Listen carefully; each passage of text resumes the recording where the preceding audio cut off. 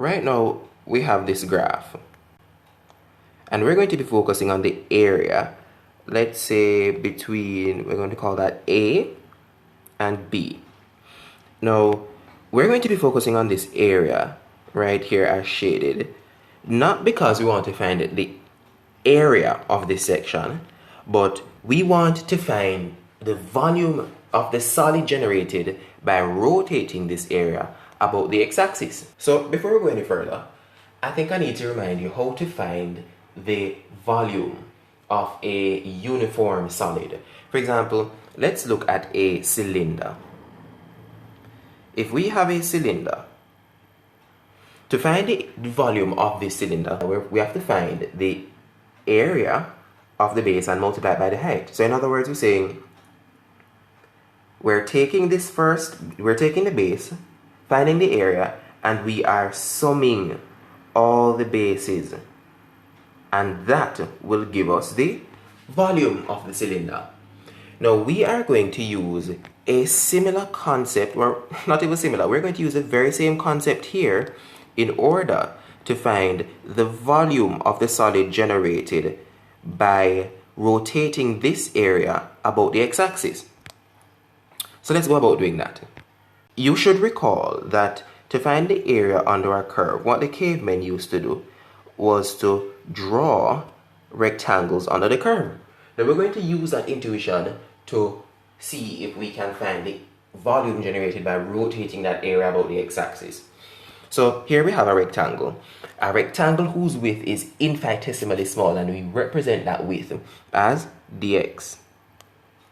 Now the height of this rectangle is f of x, right? Now I'm going to be rotating this rectangle about the x-axis, right? Now if we look down here, I'm going to be drawing the circle that is generated by rotating this line right here, this rectangle right here about the x-axis. This is the circle generated, and as such, the radius of this circle will be the same as this. So in other words, the radius of this circle is f of x. Now, how do we find the area of this circle? It would be pi r squared. But what is r? R is f of x. So the area of this circle is pi times f of x squared. Or instead of saying pi f of x squared, we could just say pi y squared. What we have just done there is to find the area of a single circle. A single circle generated by rotating a single rectangle whose width is dx about the x-axis. Now, we're not interested in merely finding the area of a single circle. What we want is the entire volume of the solid generated by rotating this area about the x-axis. So how do we do that? We are going to sum it. We're going to sum all the circles. From where to where? From A to B. So in other words, we have just derived the formula for finding the volume of the solid generated by rotating a curve about the x-axis. And what would that be? That would merely be the integral of pi y squared with respect to x from A to B, because y is actually a function of x. So let's look at this example now. We have the curve y equal root x, and we need to find the volume of the solid generated by the area between x equal 1 and x equal 4.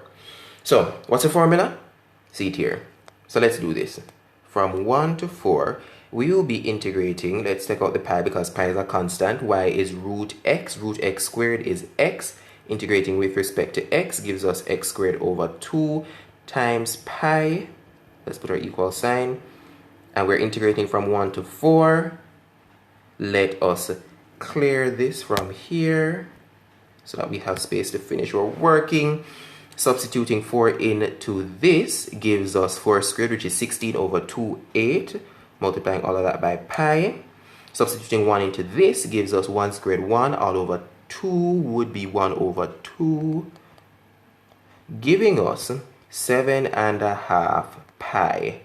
Pi what? Units cubed, because we just found the volume of this solid generated. We can also rotate about the y-axis. So let me just remind you, since the integral of pi y squared with respect to x from a to b gives the volume of the solid generated by rotating an area about the x-axis between points A and B. To find the volume of a solid generated by rotating about the y-axis, all we have to do is just do some switches. So let's say we're rotating between the same points A and B on the y-axis. It would be pi, but instead of y, we'd have x squared dy. In other words, we would have to end up making x the subject of whatever function we are given. So let's make some space for an example. And we can clear this one. Yeah. So now we want to find the volume of the solid generated by y equals 2x squared minus 3 between what two points? Y equals 0 and y equal 2. Now from your sister, them tell you, say, yeah, find the volume between of the solid generated by rotating between y equals 0 and y equal 2. You don't even have to ask. They want you to rotate about the y-axis. So, remember, I know, to rotate about the y-axis, we are integrating a function with x as a subject. So we have to make x a subject here. So let's go ahead and make x a subject here. If we're making x a subject, we would have that x would be equal to the square root of all of y plus 3 all over 2. Looks a bit daunting, doesn't it? But let's find the volume. The volume, which I'll be calling v, would be equal to the integral, again, let me factor out the pi, times x squared. But what is this squared? This squared would be merely y plus 3 all over 2. So let me just take out the 2 and put it out here. So are we integrating with respect to y? Now, that is very petty to integrate. All we'll have is pi over 2 times, what's y? What's the integral of y? Y squared over 2 plus 3y. And we're integrating from where to where? From 0 to 2. So let's clear the way. Substituting 2 in this expression, let's keep the pi over 2 factored out. We would have what? 2 squared is 4 over 2, 2. So that's 2 plus 6. Substituting 0 into that expression would give us 0.